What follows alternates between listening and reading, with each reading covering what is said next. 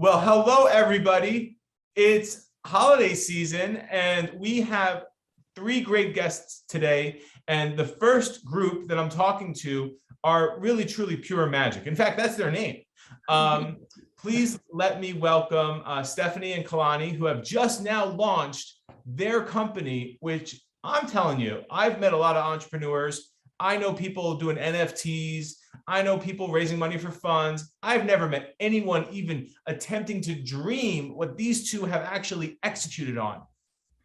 Stefanie, Kalani, who are you? What do you do? What's the deal? What are you presenting today? Yeah, well, thank you so much for having us. We're excited to be here. So we launched a service called Pure Magic Pictures, and it is a streaming service, and it's an app you can download just about anywhere. And we create marvelous movies and spectacular shows, literally just us and our small team. So we're your local mom and pop streaming shop, if you will. Wait, so like I have streaming service, I have Apple TV, I have Netflix, Amazon Prime. So like Apple TV, Netflix, Amazon Prime, Pure Magic Pictures. That's the level you're at? Yeah, I mean, we're right there on the Apple TV next to Netflix, if you download it. So not as much content as Netflix, of course. We're not going for the endless scroll, but no doom scrolling on Pure Magic Pictures. Exactly. No. So what are your, you were telling me a little bit before we got on your background, but for the world, please tell us really, what does that mean? Is all of this content you created?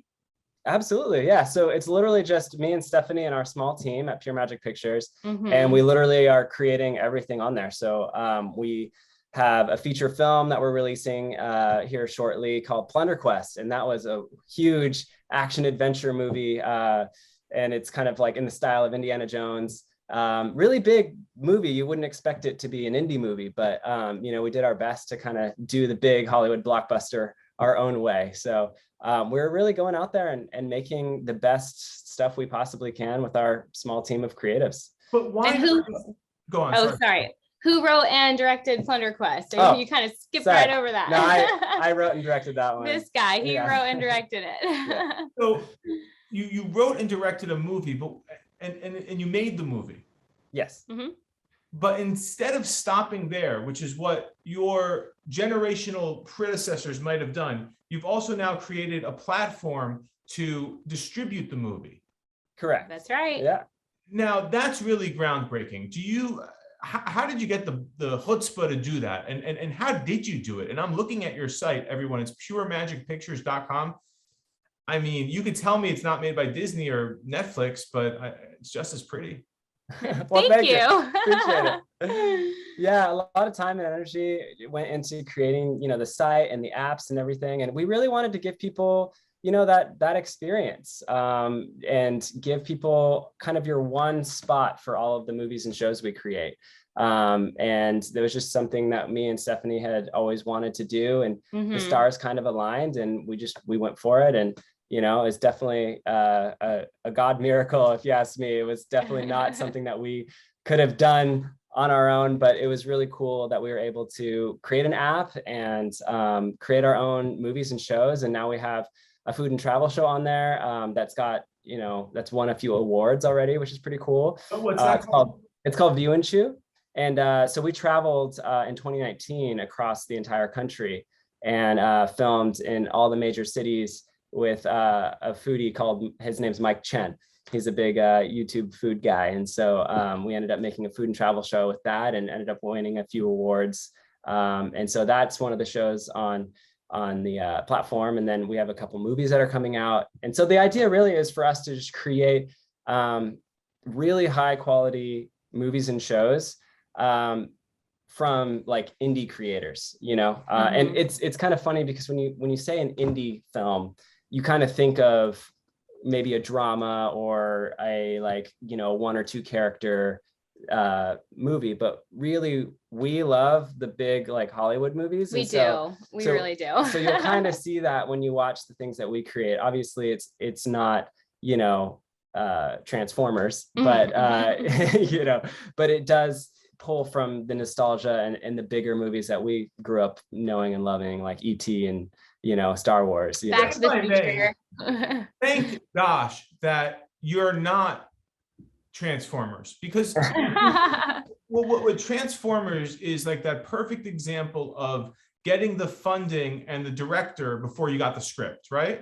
And then they say that we can sell this, and then they back end it. We're going to get CGI. We got 120 million. Yeah, and that's not really ever going to create lasting art. Like no Academy Award winning movie was ever made that way, to my knowledge, and that's not even great art to begin with. Everything in terms of great theatrical performances starts with script. Would you agree with that? I mean, that's... Absolutely. Yeah, story is key for sure. It always starts there. Yeah. And it seems like that's what you're committed to, if I'm not putting words in your mouth. Yeah, absolutely. Yeah, it definitely is. It's really art that's coming from our heart, you know, like the heart of a director. Like Kalani wrote and directed Plunder Quest. It's totally like his baby, if you will. You know, he put his heart and soul into it. He cares about it on a level that no big budget executive, you know, throwing money at the film would ever be able to care in that same way. And then, you know, I wrote and directed the movie that's coming out on Pure Magic Pictures in February. It's a teen romance, punk rock romance that takes place in 2006, you know, and I wrote it and directed it myself and put my heart into it as well. And I would really love to see, you know, I feel like people are gonna, if it resonates with them, if it clicks with them, they're gonna love it too. And I think that's kind of what Kalani and I are doing, is really going after more of a niche audience of the type of people who love and appreciate the type of art that we're gonna make. It's very powerful. So now I promised you before we got on the air, I was going to ask you some questions that you had no idea about.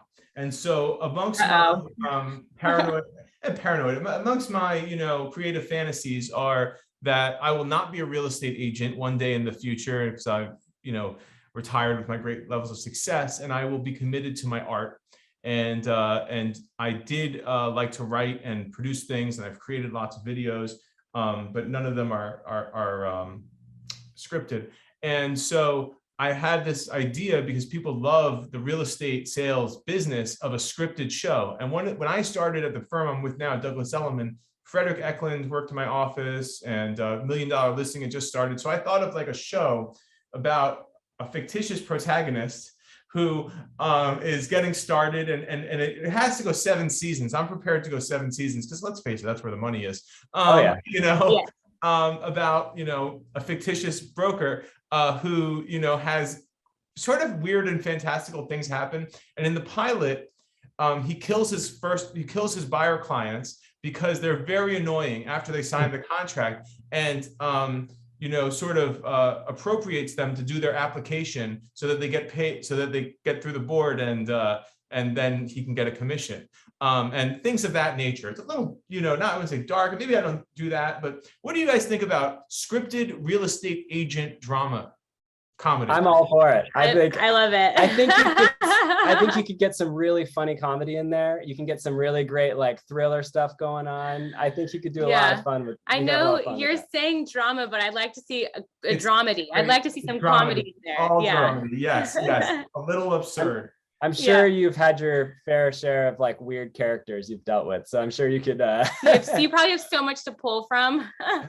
Yo, I have so much to pull from. So this is a true story, and so I've been inside the properties that Jeff Bezos owns, and I toured them with a guy, and so I'm not incredibly wealthy, but I was, you know, I do fine, and I was on vacation for a couple of weeks in France, and this was in 2016, and the guy who was working with me at the time calls me up, and he's like, a Saudi prince just walked into the office and he wants to buy real estate. And I was like, fun. Saudi prince just walked in? That's amazing. Wow. How awesome. How lucky. And he wants to work with us. Now, I'm a little bit more pessimistic than this guy was. I might have sensed that he wasn't really a Saudi prince, but nevertheless, I was like, VIP service. We have to roll out the red carpet. And this guy was crazy, and he thought he was a Saudi prince, and he would name people. And so he had sort of tricked the somewhat gullible guy who worked for me And so he scheduled all the best properties in town, like the stuff that Jeff Bezos actually bought, and trading on my name. Oh, he's working with David. He must be real. He must want to buy a $30 million place, 40 million.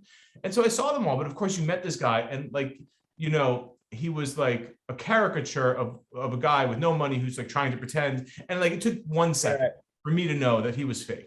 But then I'm like locked into this managerial problem that this guy who works for me like has his hopes up, and I don't break his heart. And I'm like, dude, that's the guy's fake. And then every time we went somewhere, people are calling me. They're like, "What are you doing? Why are you doing this?" And I'm like, there you go. Yeah. One day we have lots of those stories. That's great. So maybe we can get coffee, because you said you're in Brooklyn, right? Yeah, we're in Greenpoint, so you know, stop by. We'll trade ideas here. Yeah. Well, I'm not kidding. Let's do it, you guys. That's all the time we have today. But thank you so much. We're really looking forward to seeing Plunder Quest. I'm so immensely grateful to artists like yourselves who are putting it on the line and making it happen. And there's one other thing. When I went to art school, I went to RISD. Before that, I went to Bard College, and I had a former friend who really thought I was silly for worrying about how to have a career in the arts. Like, how are you going to make money? Now, I ultimately didn't have a career in the arts yet, but I did have a good business career, and he's a cinematographer, which is making money in the arts. But, you know, he was all into like being an artist for art's sake, as you can be as a 19-year-old. But, you know, whenever I see someone doing both, being a creative and being a professional, I think all of us owe you guys a debt of gratitude, because it ain't easy. It's an uphill climb, and nobody's doing you any favors. I really appreciate you. Well, thank you so much. Thank you so much. Yeah, that means so much to us. Yeah, it does. Well, I'm looking forward to the pilot, at least. I mean, 8 episodes, 10 episodes, up to you. Yeah, we can go for 12. We'll see. 6 seasons in a movie. 6 seasons in a movie. There you go. So tell us again, where do we find you? PureMagicPictures.com. Or you can just search your app store, and we're in all the major places. So social media, does Pure Magic have an Instagram? Or? Yeah, we do a lot of work on our Instagram. So you can just follow us at Pure Magic Pictures. So yeah, easy stuff. Folks, go ahead, follow, view, subscribe, click, love, like, and thank you. Thank you so much. Thank you so much. It's great to be here. Bye.